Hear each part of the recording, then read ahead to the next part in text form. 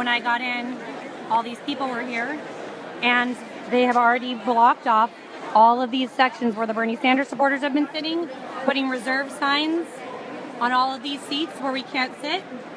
And if you look up here at this gray box, that is a white noise machine used to block out our chants and cheers. The California Bernie Sanders delegates have been held outside their entrance for longer than every other state, and they've blocked off all of the seats with reserve signs for seat fillers or scabs, and they've placed a white noise machine above our section.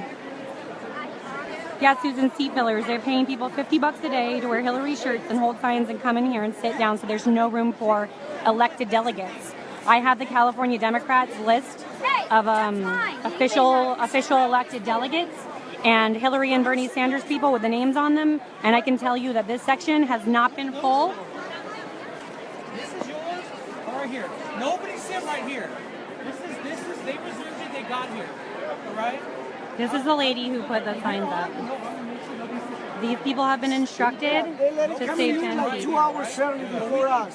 They don't let us come in here on time, but they are here for more than 2 hours before. Yep. They are setting up all their stuff, Yep. and we don't have no rights in here. Yep, they let seat fillers come in 2 hours before and block off entire rows.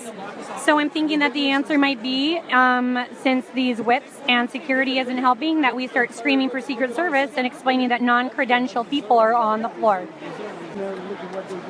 Look it, I'm going to show you all the reserved seats they've made in all the rabble-rouser sections.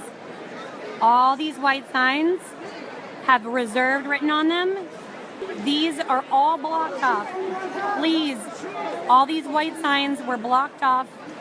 There are still signs in them. They're not saying these seats are off limits. There are little packages of all the signs people need to hold up for the evening, blocked off.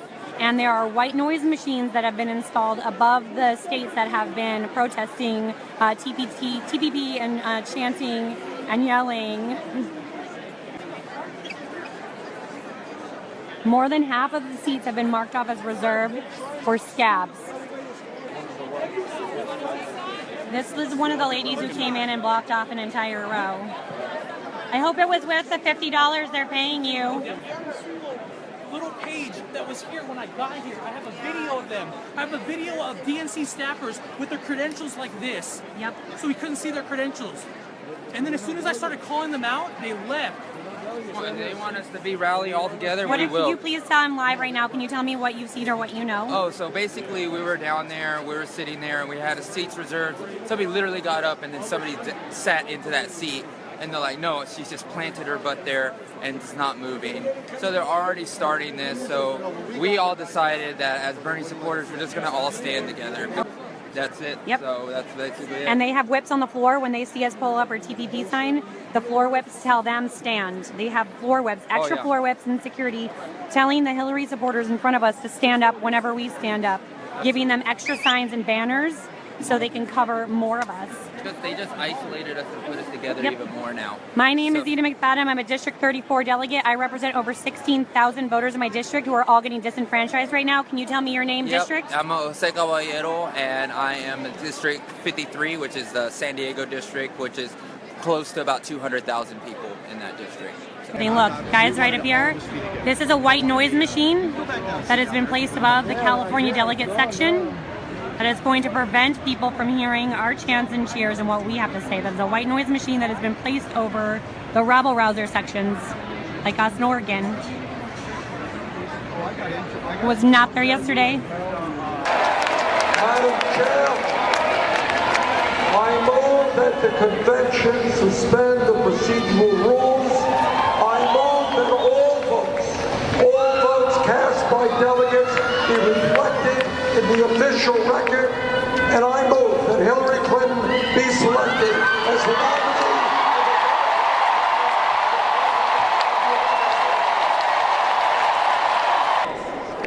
Pursuant to the convention rules, we will now proceed to a roll call vote. I am really emotional.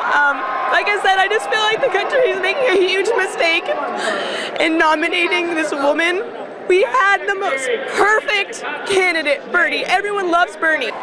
So I'm upset. I just can't believe this is the end. Bernie's track record of working for us is beyond compare. And we are nominating a second-rate corporate sellout when we could have had Bernie, who has stood up for us for the last 30 years. For me, the presidency is not something that you're entitled to. You have to work for it. People have to trust you, and she's going to have to earn that trust. Will you be supporting Hillary? If she can earn my trust, if she can prove, yes, it is always open.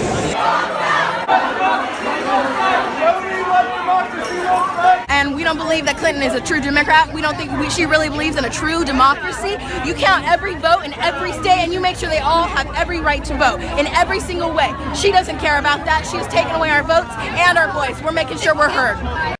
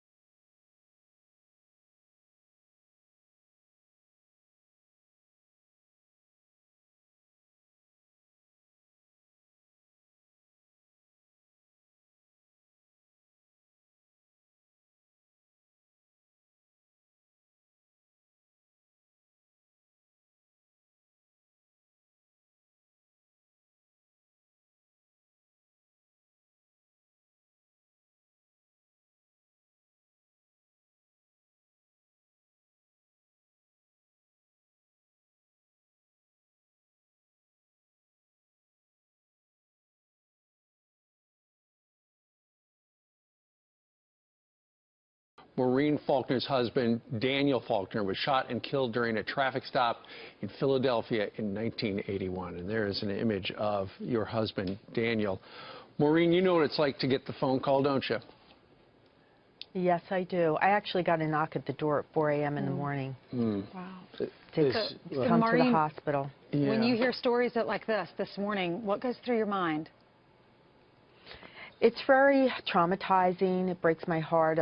I become quite emotional to think that, you know, a father and a husband, the children will not see their dad anymore, and his wife will no longer have him in her arms.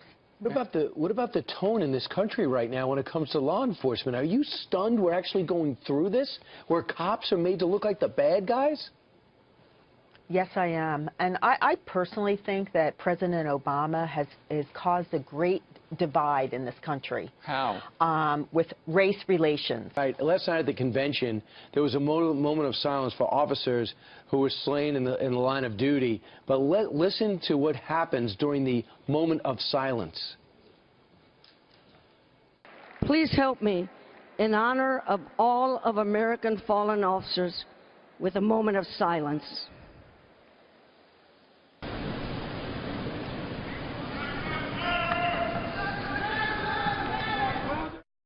Started yelling out, "Black Lives Matter." Can't even go through a moment of silence the right way. 4 police officers.